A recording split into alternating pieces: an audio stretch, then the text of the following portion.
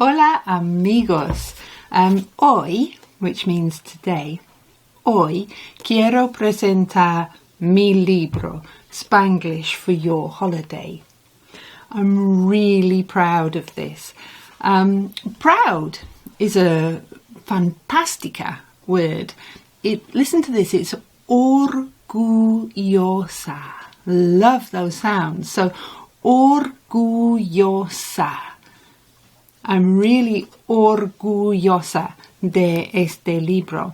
And if you're a man, it's orgulloso. So, tell me what you are orgulloso or orgullosa of in the comments, por favor. Bien. Este libro is easy reading, activities and puzzles for beginners. It's getting me back to beginners, getting me back to the 100 days of Spanish roots for Español for beginners. Let me read un poquito to you. Hola, I'm Ruth. No speak Español, only Spanglish. Spanish, English, Spanglish. This is mi amiga Maxi.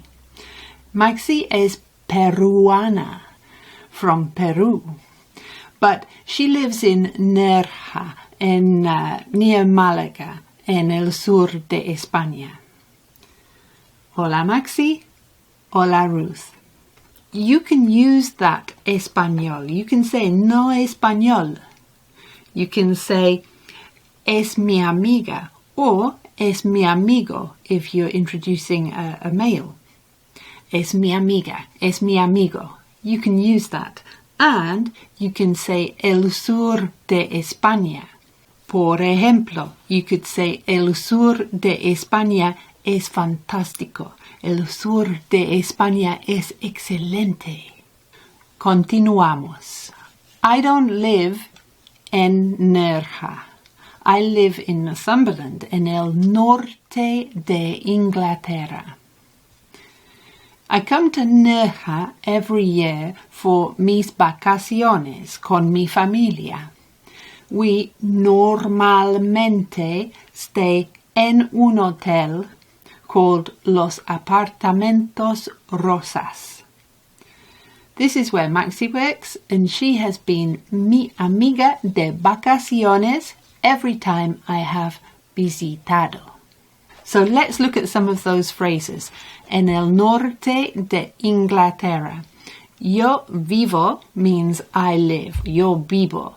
Yo vivo, I live en el norte de Inglaterra.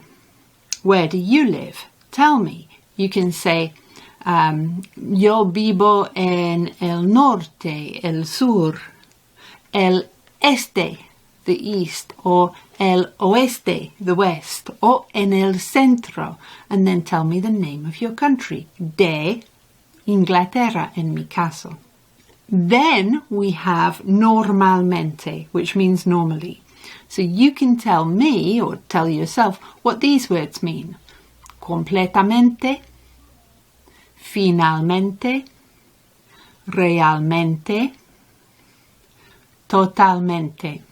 And by the same token, you can bring up those words whenever you need them. Normally, really, totally, perfectly. You can do that. Mente, when it ends in li en inglés. Mente en español.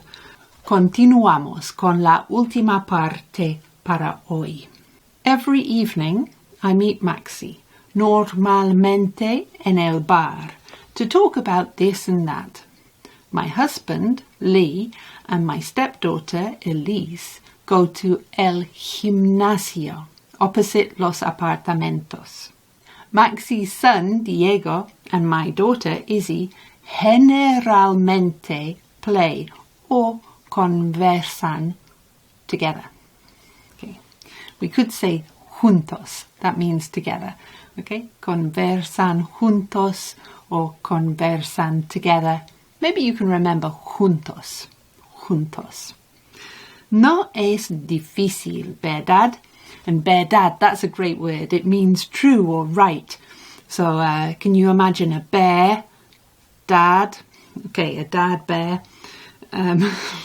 Be careful, I'm talking about el animal. Por favor. No es difícil, ¿verdad? You can say los apartamentos fantásticos. So this is vocabulario that you can use inmediatamente. And let's just notice, los apartamentos fantásticos, los apartamentos excelentes. So when we're saying an adjective is coming after the noun and it's got an S on if the noun is plural. Bien.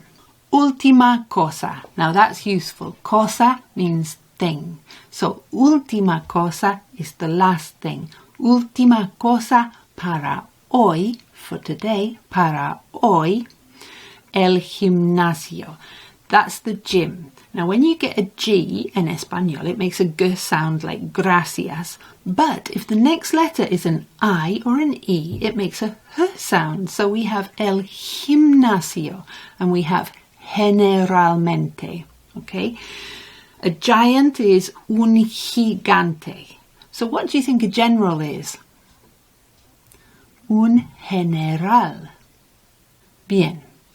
Este es suficiente para hoy, for today.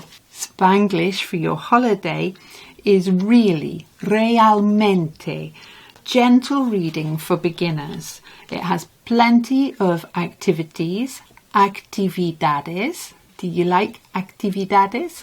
Give it a like if you do. And if you want a paper copy, then you can get it from Amazon. Or I'll see you here soon for another easy video para estudiar, to study, para estudiar un poquito más de español. You got this. Tú sí puedes. Leave you with that phrase. What a lovely phrase. You can do it. Tú sí puedes. Bien. Hasta pronto. Adiós.